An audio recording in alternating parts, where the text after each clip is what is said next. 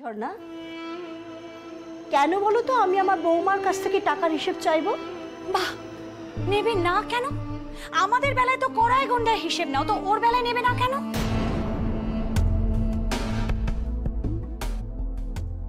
ঝর্ণা, যাকে আমি হাতে চাবি তুলে দিয়েছি তার কাছ থেকে কেন টাকার হিসেব চাইতে যাবো বলো তো? কারণ ওর বাবাকে সেটা তুমি জানো না? জানি, আর জানি বলেই এই কথা বলছি। ওর নিজের বাবাকেও ছাড়িনি, তাকেও যা উপযুক্ত শাস্তি দেবার সেটা সে দিয়েছে। এই বাড়ির প্রতি আমার বৌমা এতটাই সৎ। দেখো ঝর্ণা, আমার হিরে চিনতে কখনো ভুল হয় না।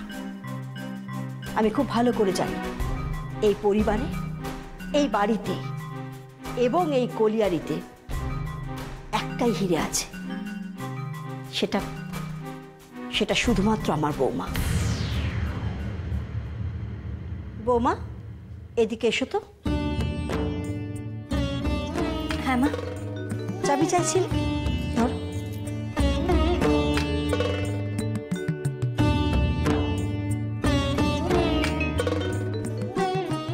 এই যে আমার কিছু টাকা লাগবে। টাকা? টাকা লাগলে আমার বৌমা বৃষ্টির কাছ থেকে নিয়ে নাও। দাঁড়াও, আমাকে ওর কাছ থেকে টাকা নিতে হবে?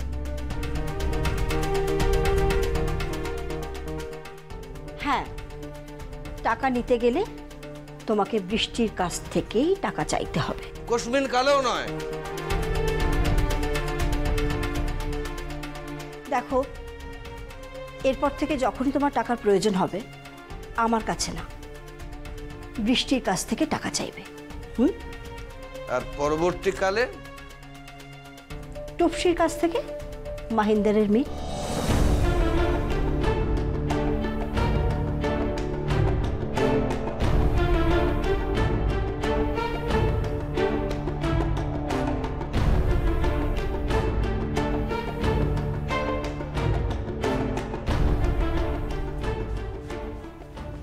এই যে লাখখানেক টাকা দাও দেখিনি।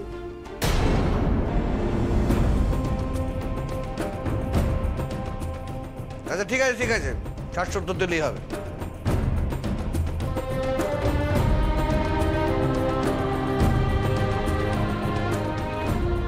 কি হলো? আচ্ছা ঠিক আছে, ঠিক আছে, 20-25 দিলেই চলবে। দাও। বৌমা, দাও দাও দাও। কাকামণি যখন বলছেন দিয়ে দাও না গো টাকাটা। দাও। কি হলো? টাকাটা দাও। আজকে আপনি টাকা চাইছেন, আমি না বলবো না, তবে 5,000 টাকার বেশি এক পয়সাও আপনি পাবেন না কাকামণি।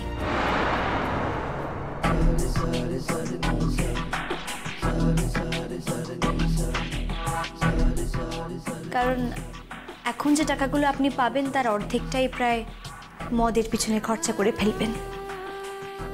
লক্ষ্মীর পায়ে ছোঁয়ানো এই চাবির গোছা, এই চাবির গোছা এই বাড়ির ধন সম্পত্তি প্রতিপত্তি সব কিছুকে আগলে রাখে।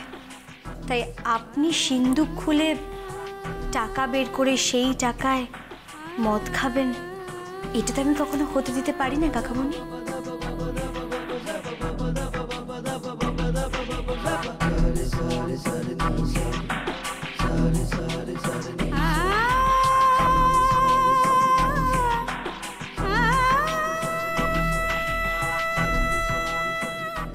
দাদা, এর থেকে তো ভালো হতো যদি ওই মেয়েটা আপনার গালে একটা থাপ্পড় মারতো।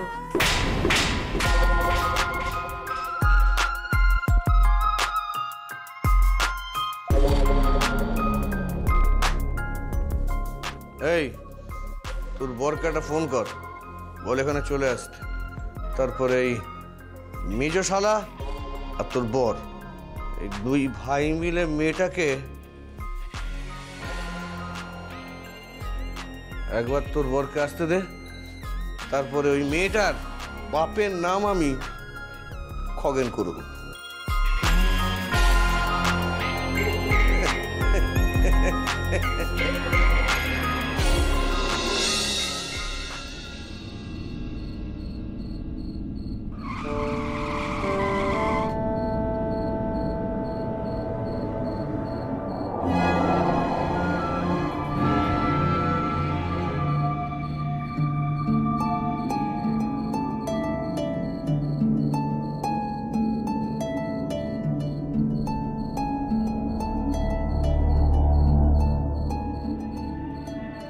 আপনি? আমি তোর বাড়ি যাচ্ছিলাম। হ্যাঁ, লুকিয়ে লুকিয়ে। ওরা তো আমাকে বাড়ি থেকে বেরোতে দেয় না। আরে এ আমার অনেক পুরনো কাজ করে, সেই আমার স্বামীর আমল থেকে গাড়ি চালিয়ে আসছে। ও লুকিয়ে লুকিয়ে আমাকে তোর বাড়ি নিয়ে যাচ্ছিল। কিন্তু কেন? আমাকে কেন খুঁজছেন? ওরে ওরে, আমি আমি যে রথের দিন স্পষ্ট দেখেছি রে। হ্যাঁ, স্পষ্ট দেখেছি। কি? তুই তুই যে রথের রশ্মিতে হাত দিলি, হ্যাঁ রে, অমনি অমনি জগন্নাথের রথ চলতে শুরু করলো। হ্যাঁ, রথ চলতে শুরু করলো গো, রথ চলতে শুরু করলো।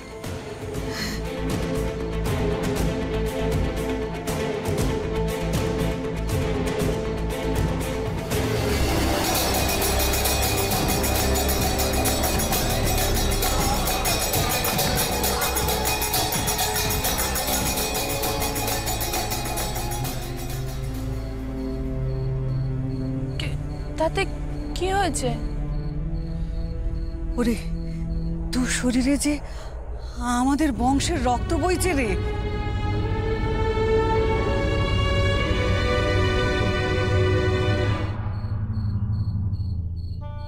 হ্যাঁ, কি বলছেন আপনি? তোর শরীরে আমাদের বংশের রক্ত বইছে। আমাদের বংশের রক্ত তোর গায়ে আছে। আরে রক্ত কোনোদিন বেইমানি করে না। একদিন না একদিন তোকে এই বাড়িতে ফিরে আসতেই হবে, আসতেই হবে ফিরে। হ্যাঁ রে, রক্ত রক্ত কোনোদিন বেইমানি করে না, বেইমানি করে না রক্ত। আপনি কি বলছেন? আমি সত্যি কিছু বুঝতে পারছি না। জানিস, ওরা না ওরা ওরা ওরা ভুল করে অন্য লোককে সম্পত্তি দিয়ে দিচ্ছে। হ্যাঁ, ভুল করছে ওরা। হ্যাঁ, আমি জানি ওপরওয়ালা আছে, ওপরওয়ালা আছে। হ্যাঁ, ভগবান আছে, ভগবান আছে।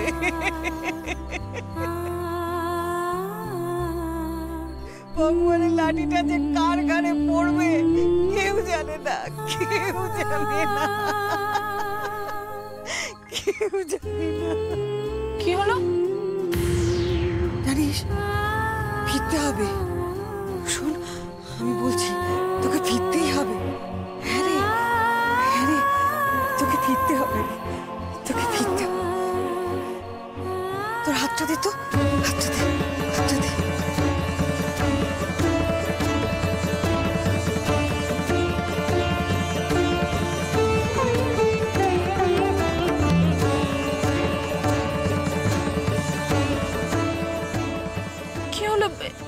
এটা পরিয়ে দিলেন কেন? ওরে সোনা, সোনা ছুঁয়ে দিলাম। আমি যে সোনা চিনি, আমি যে তোকেও চিনি রে, তোকেও চিনি, তাই ছুঁয়ে দিয়ে গেলাম। এই আংটিটা কার জানিস? কার? এটা এটা আমার ছেলে রে, আমার ছেলের আংটি, মহেন্দ্র মুখার্জি। আমার ছেলের আংটি।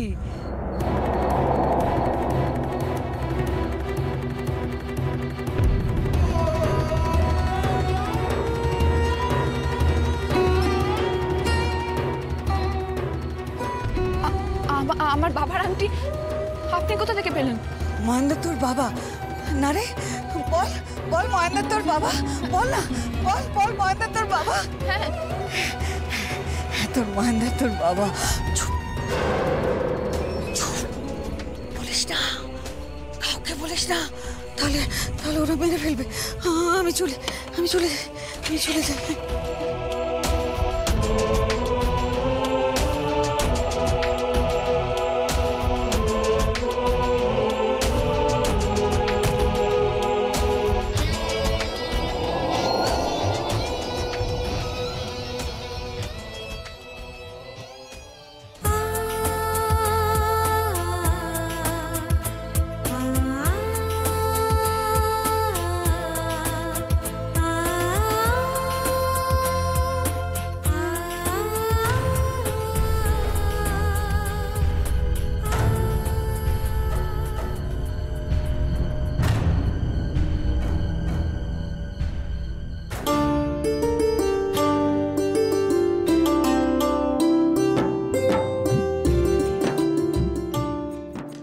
আর উজান দুজন দুজনকে ঠকাচ্ছিস, আর সেই সাথে ঠকাচ্ছিস তোদের মামনিকে। কোথায় কোন মন্দিরে উজান কাকে সিঁদুর পরালো সেটাকে তো বৈধ বিয়ে বলে মেনে নেওয়া যায় না। একটা কথা কান খুলে শুনে রাখ, এ বাড়িতে সই কখনো বউ হয়ে আসবে না। তাহলে সইয়ের কি হবে? ভুলে যা সইকে, দিদি যেটাকে সত্যি বলে মানে সেটাকে সত্যি করে তোল। কি বলতে চাইছো তুমি? তুই উজানের স্ত্রী এটাই সবাই জানে। এটা সত্যি নয় মাসি, এটা মিথ্যে, শুধুমাত্র মামুনির জন্য। সেটাই সত্যি হবে।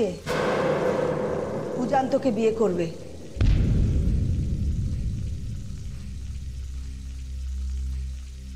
বিয়ের জন্য প্রস্তুত হ।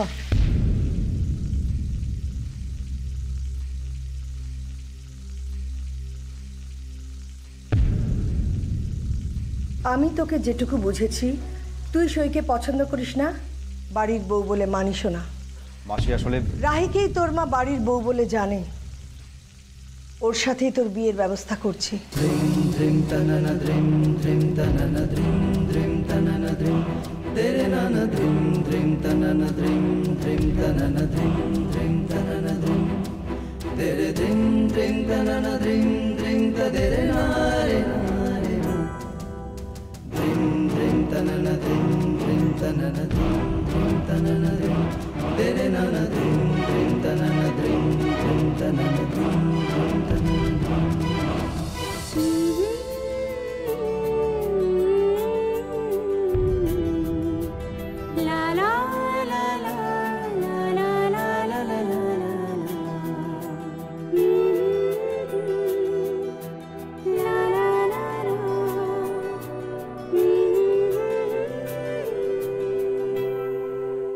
সই মা আমার আগে, তারপর তুমি।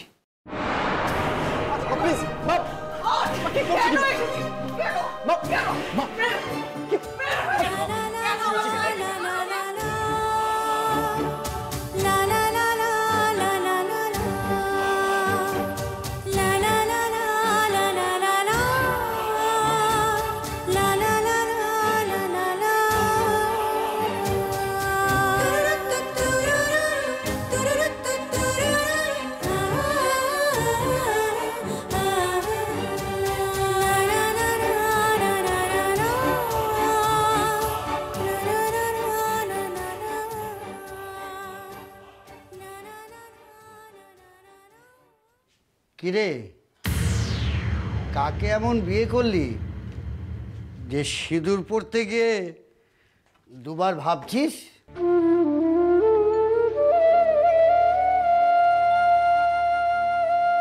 বলি, ঠিকঠাক বিয়ে করেছিস তো? হ্যাঁ হ্যাঁ জ্যাঠামণি, আমি সত্যি বিয়ে করেছি। তাহলে মরতে এই সংসারে পড়ে আছিস কেন? স্বামীর ঘরে ফিরে যা, নিজের সংসারে যা। সংসার? এটা সইয়ের সংসার, আমার নয়। দুদিনের জন্য আমাকে নকল বউ সাজতে অনুরোধ করেছিলি, বন্ধুত্বের খাতিরে আমি তাও করেছি। আর তার জন্য কিন্তু আমি সইয়ের কাছে কম অভিশাপ কুড়োইনি। যথেষ্ট হয়েছে, যথেষ্ট হয়েছে উজান। তোর এই তাসের ঘরে নকল বউ খেলা আমার পক্ষে আর সম্ভব নয়। আমি চললাম। রাহিব, রাহিব আমার কথা শোন প্লিজ। রাহিব, এটা ধর, তোর আলমারি আর সদর দরজার চাবি। সইকে ডেকে ওর সংসারের চাবি ওকে বুঝিয়ে দিবি, যাকে যেখানে মানায়।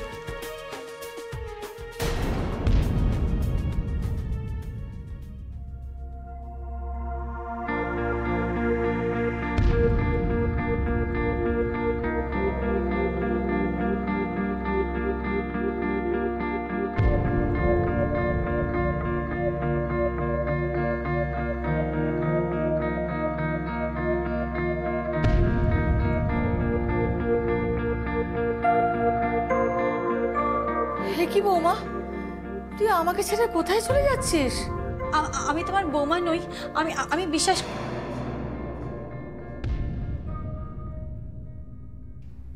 রাহিব, রাহিব, রাহিব, কি করছিস তুই এটা? কি করছিস তুই? একদম মুখ খুলবি না। দেখ, মুখ খুললে মা অসুস্থ হয়ে পড়বে, আর তাই হবি তুই। তুই কি চাস মা মারা যাক?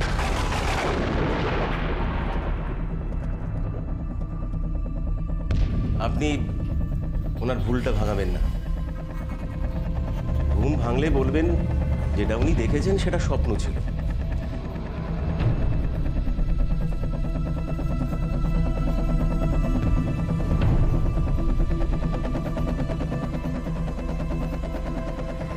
এই তুই কি স্ত্রী হয়ে মাথায় সিঁদুর পরিসনি?